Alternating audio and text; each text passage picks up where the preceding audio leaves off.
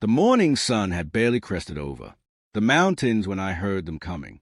3 men in matching blue polos with HOA Security Division embroidered on the chest were creeping through the tall grass along my property line at Windstone Valley Estates.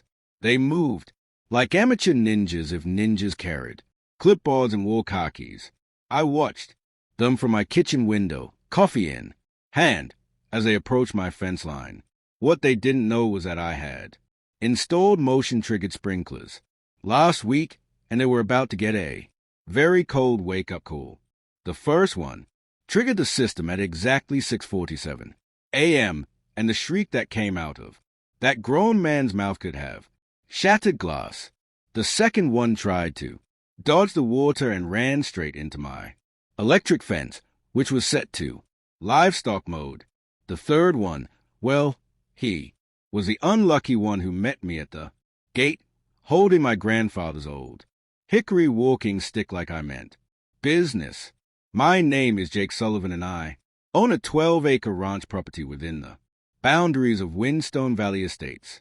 When I bought this place 3 years ago, the realtor assured me that the HOA rules were minimal for ranch properties, just basic stuff about keeping the place from becoming an ISO. I should have read the fine print, or better yet, I should have met Karen Blackwood before signing those papers. Karen was the HOA president, a woman who treated the neighborhood bylaws like they were handed down from Mount Si itself. She had the kind of energy that made you wonder if she slept at night or just stayed up plotting new ways to measure grass height. Her husband Gerald worked at some accounting firm downtown, and rumor had it he spent extra hours at the office just to avoid coming home to her latest crusade against improperly sorted recycling bins. It all started 6 months ago with a complaint about my rooster, a magnificent bird I called General Patton, according to Karen's carefully typed letter on official HOA letterhead. General Patton was crowing outside of approved Avon vocalization hours. I didn't even know that was a thing. The letter cited subsection 12.3.6 of the Community Guidelines, which apparently stated that all domesticated fowl must observe quiet hours between 10 p.m. and 8 a.m. General Patton, being a rooster, didn't exactly come with a mute button. I wrote back explaining the biological impossibility of training a rooster to check his watch before crowing. Karen's response came within 24 hours, this time citing the unauthorized livestock clause and demanding I remove all farm animal from the property within 30 days. The letters kept coming, each one more ridiculous than the last. My American flag was too large and created what she called excessive patriotic display. My truck was parked at the wrong angle in my own driveway. The hand-painted sign at my gate that read, "Trespasser will be composted," was deemed threatening to the community aesthetic. I responded to each complaint with increasing levels of legal citations, pointing out that ranch properties were explicitly exempted from most residential restrictions according to the original community charter from 1998. Karen didn't like being corrected. She really didn't like it when I started carbon copying my responses to every member of the HOA board and posting them on the community Facebook page. That's when she decided to escalate things. At the monthly HOA meeting, which I attended for the first time just to see her face when I walked in, she proposed a special assessment for ranch properties to fund additional compliance inspections. She claimed my property was bringing down home values and creating a public nuisance. I stood up during the public comment period and read directly from the State Agricultural Protection Act, which superseded any HOA authority over active agricultural operations. You could have heard a pin drop. Karen's face turned a shade of purple I'd only seen on exotic eggplants. She slammed her gavel so hard it broke, then declared the meeting adjourned, even though 3 other board members were trying to speak. The next morning, I found a notice taped to my gate. declaring my property non-compliant with 17 different HOA regulations. The daily fine would be $500 per violation, starting immediately. That was $8,500 per day. I laughed out loud, took a photo of the notice, and sent it to my lawyer, who happened to specialize in HOA disputes and agricultural law. He called me back within an hour, barely able to contain his excitement. Apparently, Karen had just handed us a slam dunk case for harassment and violation of state agricultural protections. But Karen wasn't done. She hired what she called a security team, 3 men who all happened to be named Brad, though everyone called them the Brad Brigade. They parked a van at the edge of my property every morning, taking photos and videos of everything, from my fence post to my wheelbarrow. They even brought surveying equipment one day and tried to claim my fence was 6 and over the property line. I had my property surveyed the week I bought it, and my fence was actually 2 foot inside my boundary. When I showed them the official survey documents, they claimed they didn't recognize my surveyor's credentials. That's when I installed the cameras, 14 of them covering every angle of my property line.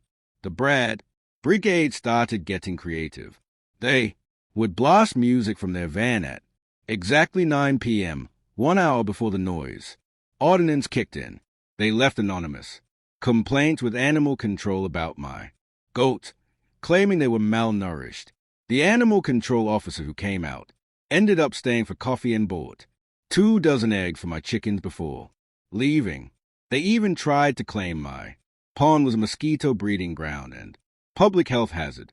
The county health inspector they dragged out took one look at my aeta system and fish population and told them to stop wasting his time. Then came the morning they decided to take matters into their own hands. Karen had somehow convinced herself that she had the authority to conduct an emergency compliance inspection. She drew up official-looking documents with lots of legal-sounding words and sent her Brad Brigade to execute what she called a lawful entry for community safety verification. The problem was, nothing about it was lawful. They didn't have a court order. They didn't have permission from law enforcement. And they definitely didn't have my permission. But there they were at dawn, climbing over my fence with their clipboards and their misplaced confidence. The first Brad hit the sprinklers and started dancing like he was being attacked by invisible bees. The second Brad grabbed the fence to steady himself and discovered why you don't grab electric fences, even the one set for chickens. His yelp probably woke up everyone within a mile radius. The third Brad, the one I now think of as the bravest or stupidest of the 3, made it to my gate where I was waiting. I told him once to get off my property. He held up his clipboard and started reading some nonsense about HOA emergency authority.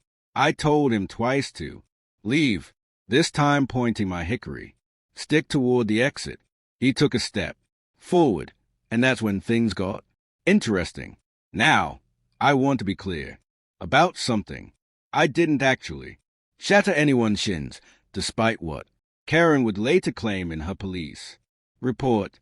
What happened was Brad number 3 tried to push past me, tripped over his own feet while backing away from my very calm, defensive stance, and fell into my heritage rose bush. The thorns did more damage than I ever could have. He scrambled out of those roses like they were made of hot coals, his pants torn in 12 different places, yelling about assault and lawsuits. I just stood there, hickory stick still, pointed at the gate, and reminded him that my cameras caught everything, including him trespassing and attempting to force entry into my home. The other 2 Brads had to help him back to the van. One was soaking wet and shivering. The other was doing this weird jumping motion from the electric fence encounter. And the third looked like he'd wrestled with a very angry cat and lost. They drove off and I went back to my coffee, but I knew this wasn't over. I immediately called my lawyer and sent him all the camera footage. He told me to sit tight and let Karen make the next move. I didn't have to wait long. 2 hours later, 3 sheriff's deputies showed up at my gate. Karen was with them, standing by her white Lexus SUV, arms crossed and wearing what I can only describe as a victory face. The lead deputy, a guy I recognized from the local diner, looked embarrassed to be there. Karen had called 911 claiming I had taken hostages and was threatening HOA officials with deadly weapons. She actually used the words terrorist threat in her complaint. The deputy asked to see my security footage, which I happily provided on my tablet right there at the gate. We watched all 4 angles of the morning's events. The Brad Brigade climbing my fence, clearly marked with no trespassing signs every 10 feet. The sprinkler activation, which the deputy actually chuckled at. The electric fence encounter, which got an actual laugh. And finally, Brad number 3 trying to push past me and falling into the rosies, entirely on his own. The deputy turned to Karen and asked if she had authorized these men to enter private property without a warrant. She started talking about HOA authority and community safety, and her interpretation of easement rights. The deputy held up his hand and stopped her mid-sentence. What happened next was beautiful. The deputy explained to Karen slowly and clearly, like he was talking to a child, that HOA rules did not supersede criminal law. Trespassing was trespassing. Attempted breaking and entering was a felony. Filing a false police report was also a crime. He then turned to me and asked if I wanted to press charges. I said I'd be happy to let it go if the HOA dropped all fines and ceased any further harassment. Karen started screeching about her rights as HOA president and how she would have his badge for this. That's when the deputy decided he'd heard enough. He called for backup, not for me, but for Karen. 2 more units arrived, and they spent the next hour taking statements from the Brad Brigade, who had been sitting in their van down the street, apparently waiting for their triumphant return to Karen's good graces. Each Brad ended up admitting that Karen had told them they had legal authority to enter my property. They showed the deputies the documents Karen had prepared, which included forged county seals and fabricated statute numbers. One of the deputies recognized a forgery immediately because Karen had misspelled the county name on the seal. The investigation that followed was thorough and devastating for Karen. They subpoenaed the HOA records and found that she had been issuing fines without board approval, using HOA funds to pay the Brad Brigade under the table, and had created over 60 false compliance violations against various homeowners who had disagreed with her over the years. She had even submitted forged complaints using names of residents who had moved away years ago. The county prosecutor took one look at the evidence and filed charges for forgery, fraud, misuse of fiduciary funds, and criminal harassment. The emergency HOA board meeting that followed was standing room only. Gerald sat in the back row, his head in his hands, as the board's lawyer explained the extent of Karen's actions and the potential liability to the association. The vote to remove her from the board was unanimous, even from her usual ally, Janet, from the landscaping committee.